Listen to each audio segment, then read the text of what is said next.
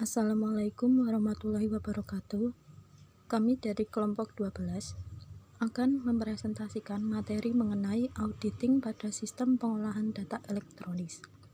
Sebelumnya, perkenalkan anggota kelompok kami. Yang pertama ada Rina Juniarti dengan NPM 201010439, kemudian Yeni Winatasari dengan NPM 20101044045, dan ada Widyan Ade Saputro dengan NPM 20101044138. Materi yang pertama yaitu komponen sistem PDE. Auditing atas laporan keuangan klien yang menggunakan sistem PDE tetap dilaksanakan berdasarkan standar auditing. Sistem PDE adalah sistem pemrosesan data menggunakan teknologi telekomunikasi dan komputer. Terdapat 4 komponen dalam sistem PDE ini, yaitu yang pertama ada hardware komputer atau perangkat keras komputer. Merupakan peralatan fisik yang digunakan dalam sistem PDE. Memiliki 5 komponen, yaitu 1 Central Processing Unit atau CPU yang merupakan komponen utama, kemudian peralatan input, peralatan output, peralatan komunikasi komputer, dan secondary storage.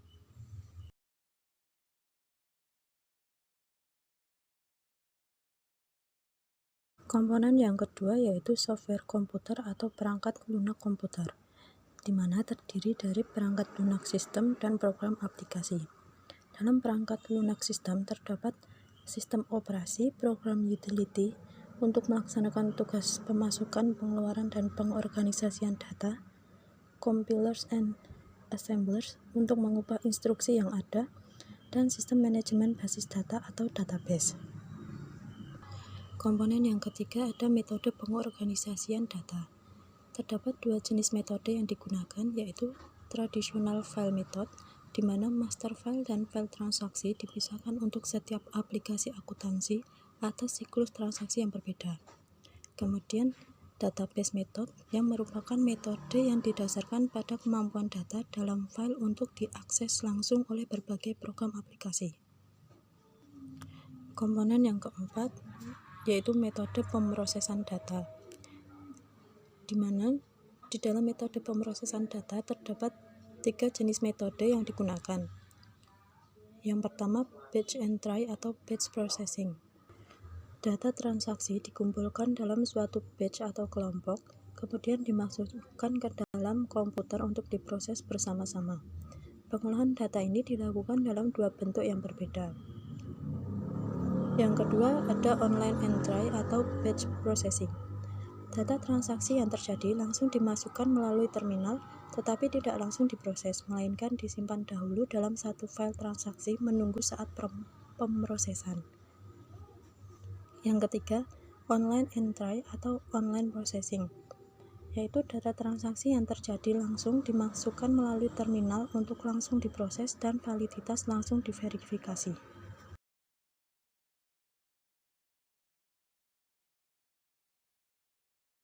Yang selanjutnya yaitu bukti elektronis. Auditing Procedure Study atau APS dari ICPC mendefinisikan bukti elektronis sebagai informasi yang dikirimkan, diproses, dipelihara, atau diakses oleh alat elektronis dan digunakan oleh auditor untuk mengevaluasi asersi laporan keuangan. Masalah kunci yang harus diperhatikan auditor berkaitan dengan penilaian adalah 1. Informasi elektronis sebagai bukti kompeten, 2. Penyajian bukti elektronis, 3. Kompetensi alat atau media yang digunakan untuk mengakses bukti elektronis, 4. Definisi kesalahan, dan yang kelima, pengendalian kinerja terpasang.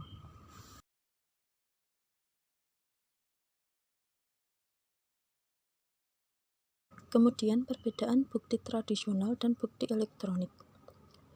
Karakteristik yang pertama yaitu kesulitan modifikasi. Bukti tradisional sulit untuk dirubah atau dimodifikasi, sedangkan bukti elektronis lebih mudah dimodifikasi dan lebih sulit dideteksi, sehingga pengendalian intern berperan sebagai kunci dalam mendeteksi perubahan.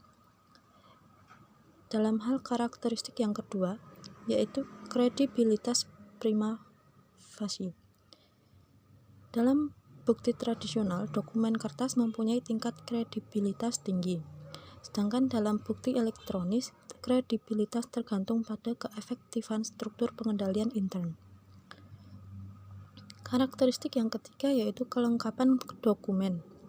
Bukti tradisional umumnya meliputi semua transaksi penting dalam bentuk bukti kertas, sedangkan bukti elektronis dapat menyembunyikan bukti dengan kode atau referensi silang pada file lain. Karakteristik yang keempat adalah bukti persetujuan. Dalam bukti tradisional, kertas bukti persetujuan diletakkan pada bagian paling atas dokumen asli. Dalam bukti elektronis, persetujuan elektronis mungkin tidak dapat dilihat dan dapat dimunculkan dengan menekan salah satu tombol pada keyboard. Karakteristik yang kelima, kemudahan penggunaan.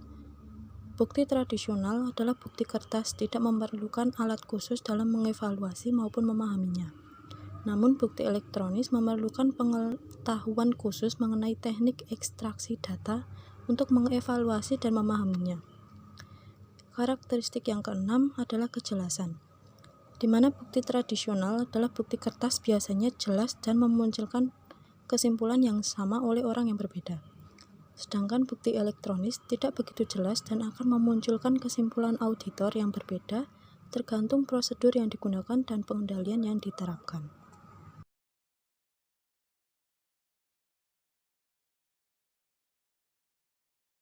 Yang selanjutnya yaitu mengenai kelebihan dan kekurangan sistem PDE dibanding sistem manual.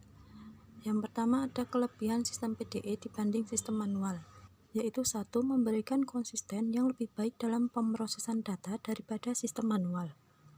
2. Memberi laporan akuntansi yang lebih tepat waktu dan efektif untuk pengawasan dan penelaahan operasi daripada sistem manual. Yang ketiga, mencegah kesalahan perhitungan dan penulisan data transaksi. Dan yang keempat, ada fungsi pengendalian yang dimasukkan secara built-up ke dalam komputer seperti password.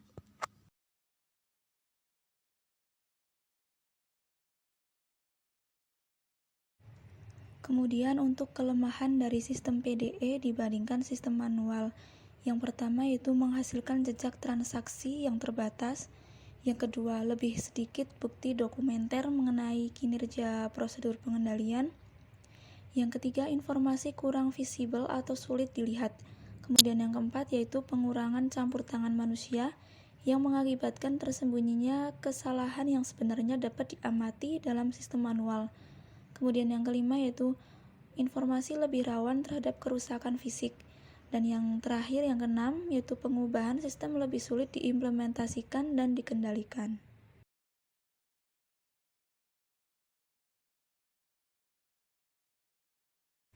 Pembahasan yang selanjutnya yaitu mengenai pengendalian intern pada sistem PDE.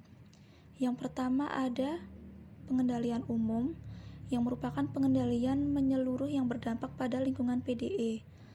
Ada pengendalian organisasi dan operasi, yaitu berkaitan dengan faktor lingkungan pengendalian yang berupa filosofi dan gaya operasi manajemen serta struktur organisasi. Kemudian untuk fungsi-fungsi dari Departemen PDE, yaitu ada manajer Departemen PDE, ada analisis sistem, pemrogram, operator komputer, pustakawan, kelompok pengendali data, dan administratur database. Kemudian untuk yang kedua ada pengendalian pengembangan sistem dan dokumentasi. Berkaitan dengan pengevaluasian sistem baru, pengendalian pengubahan program, dan prosedur dokumentasi. Hal-hal yang harus diperhatikan dalam pengembangan sistem yaitu diantaranya seperti melibatkan departemen lain, setiap tahap harus ditelaah dan disetujui departemen pemakai dan manajemen. Kemudian ada pengujian melibatkan kerjasama antara departemen PDE dan juga pemakai.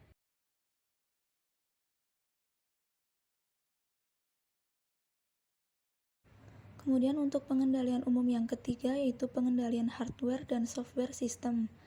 Pengendalian hardware telah dimasukkan dalam komputer dengan cara memasukkan pengendalian software sistem ke dalam hardware komputer, sehingga dapat mendeteksi kegagalan operasi peralatan komputer. Kemudian untuk pengendalian umum yang keempat yaitu pengendalian akses untuk mencegah penggunaan peralatan PDE, file data, dan program komputer tanpa autorisasi. Ada pengendalian fisik, pengendalian akses, dan prosedur backup serta pemulihan. Pengendalian fisik ini berkaitan dengan perlindungan fasilitas komputer, sedangkan untuk pengendalian akses yaitu untuk memastikan bahwa hanya orang yang berhak dan berwenang yang dapat menggunakan peralatan komputer dan mengakses data. Kemudian untuk prosedur backup dan pemulihan ini untuk mencegah hilangnya data.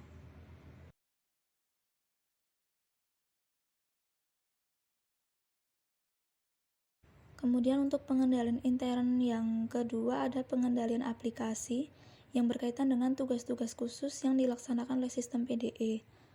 Ada 3 jenis pengendalian aplikasi.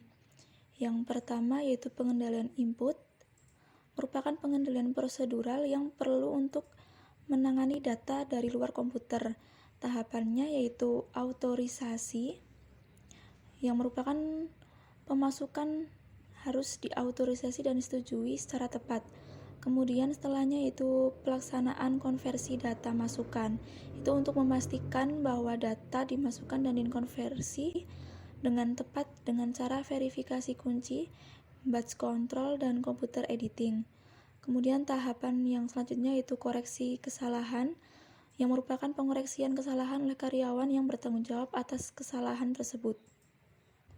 Kemudian pengendalian yang kedua yaitu pengendalian pemrosesan. Dirancang untuk memberikan keyakinan bahwa pemrosesan komputer itu telah berjalan sebagaimana mestinya.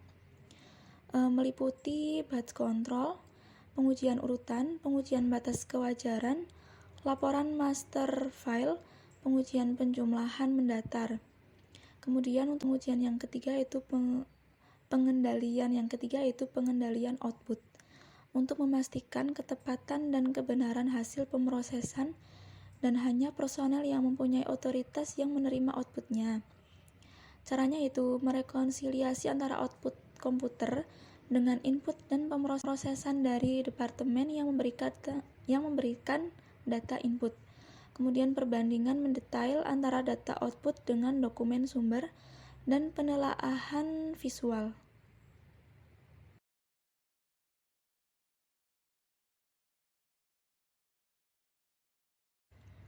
Yang selanjutnya yaitu penerapan standar auditing pada sistem PDE. Ada 2 standar yaitu standar umum dan standar pekerjaan lapangan. Standar umum ini audit harus dilakukan oleh individu yang memiliki keahlian dan pelatihan teknis yang memadai sebagai auditor. Sedangkan standar pekerjaan lapangan, audit harus direncanakan dengan baik termasuk audit klien dengan sistem PDE.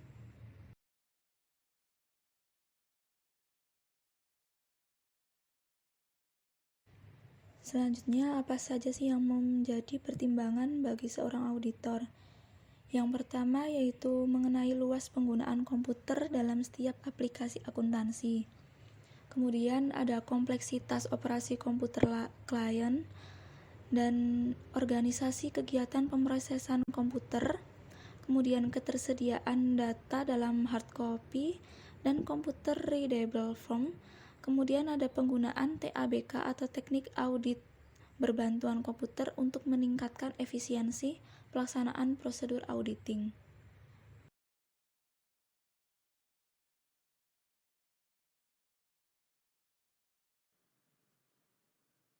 Metodologi untuk memenuhi standar pekerjaan lapangan kedua. Auditor harus menghimpun pemahaman yang cukup untuk memahami A. Kelompok transaksi operasi entitas yang diproses dengan sistem PDE yang signifikan untuk laporan keuangan. B. Catatan akuntansi dokumen pendukung margin reliable information dan akun khusus dalam laporan keuangan yang tercakup dalam pemrosesan dan pelaporan sistem PDE. C. Bagaimana komputer digunakan untuk memproses data. D. Jenis salah saji potensial yang dapat terjadi.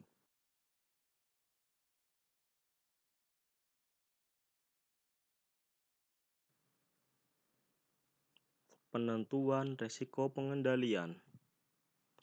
1. Mengidentifikasi salah saji potensial yang mungkin terjadi. 2. Mengidentifikasi prosedur pengendalian yang perlu untuk mencegah dan mendeteksi salah saji tersebut. 3.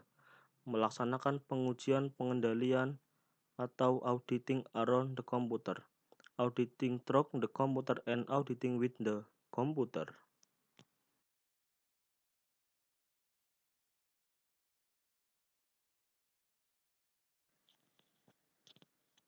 Software audit. A. Generalized Audit Software atau GAS merupakan penggunaan komputer untuk melakukan pengauditan secara independen terhadap record klien. Terdapat 3 motivasi pengembangan GAS ini. 1. Adanya berbagai masalah yang disebabkan beragamnya lingkungan pemrosesan informasi yang dihadapi auditor. 2. Kebutuhan untuk mengembangkan secara cepat kapabilitas audit dalam memperjelas perubahan tujuan audit. 3.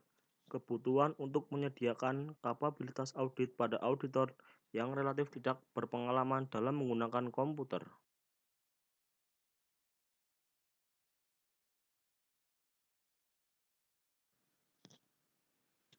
Keuntungan GAS. 1. GAS dikembangkan dengan cara yang memungkinkan auditor dapat dilatih dengan cepat untuk menggunakan program tersebut. 2. Program umum tunggal dapat diterapkan untuk lingkup tugas pengujian yang luas tanpa perlu menambah biaya untuk membuat program individual.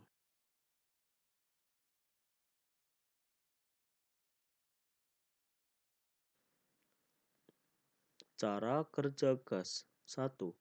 Menentukan tujuan audit dan pengujian yang akan dilaksanakan. 2. Menentukan kelayakan penggunaan GAS pada sistem PDA klien. 3. Merancang aplikasi meliputi logika aplikasi perhitungan dan format output. 4. Pembuatan kode. 5. Key entry. 6. Pemrosesan. Software audit. P. Commercial General Use Software merupakan penggunaan perangkat lunak yang relatif sederhana dan mudah dioperasikan. Prosedurnya: mengekstraksi data, download informasi untuk pengujian analitis. Berikutnya, pemilihan sampel untuk pengujian audit terperinci. Selanjutnya, menghasilkan konfirmasi. Selanjutnya, mengidentifikasi dan melaporkan pengecualian dari transaksi yang tidak biasa. Keuntungan: 1. Dapat mendeteksi kecurangan. 2. Dapat memonitor transaksi pengendalian intern yang berisiko tinggi, tren persediaan, item tidak biasa, dan indikator kinerja kunci lain.